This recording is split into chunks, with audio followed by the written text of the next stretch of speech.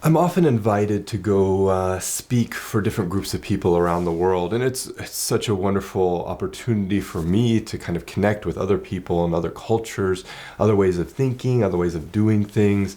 I recently had an amazing opportunity to speak before a group of young entrepreneurs, a young group of women entrepreneurs in Somalia. I can't remember now. I think it was Somalia. I hope it was Somalia. Anyways, they were a group of entrepreneurs in the fashion industry, and I got to speak to them about some of the research that I've done in leadership and in kind of entrepreneurship and in technology and things like that. And it was such a wonderful experience because, again, it was all about that connection with these groups of people that I would never have the opportunity to connect with otherwise. Being able to put a group of people like that together and then bring somebody like me into that space to have a discussion, have a conversation, have a dialogue around really critical issues for their own personal, professional development, but they're also their business development. It's just a huge honor. And I've received that honor in part because of the professional capacity, the professional development that I've attained, being able to be an academic, a researcher, an accomplished scientist, affords me certain opportunities that may not be available to me otherwise. But whenever I'm in these spaces, I always express myself, express the honor that it is to be in those spaces, but also the privilege that it is to be in those spaces. And I use that word very deliberately because it is a privilege in the sense that it's an opportunity afforded to me that may not be afforded to other people, that isn't being afforded to other people because I'm taking up some of that space.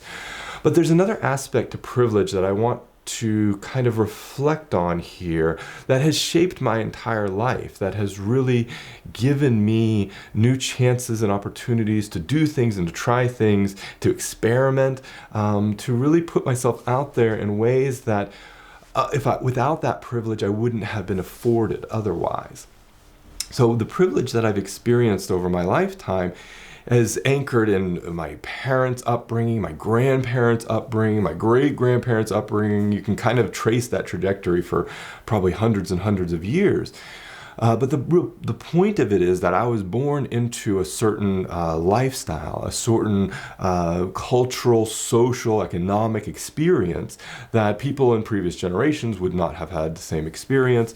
People in subsequent generations won't have that same experience. But my life being shaped so profoundly by where I was born, who my parents were, the levels of education that I got that my parents had, the level of income that I generated, the level of income my parents generated, all shapes my experience in profound ways because it gives me access to and to spaces that I would not otherwise have access to. It doesn't matter what those spaces might be. It might be a job, it might be a university, it might be social places. It could be anything.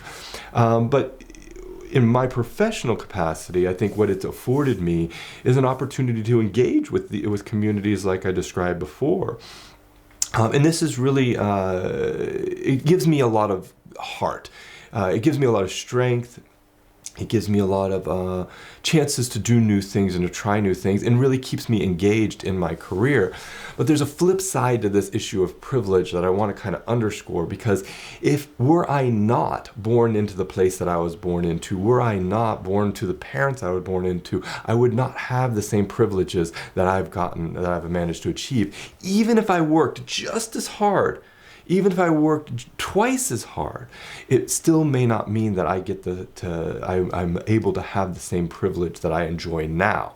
So I think this is really important for us to think about and reflect on because so much of it is to chance, right? It's a roll of the genetic lottery. It's a roll of roll of the dice in terms of where you were born and who are your parents.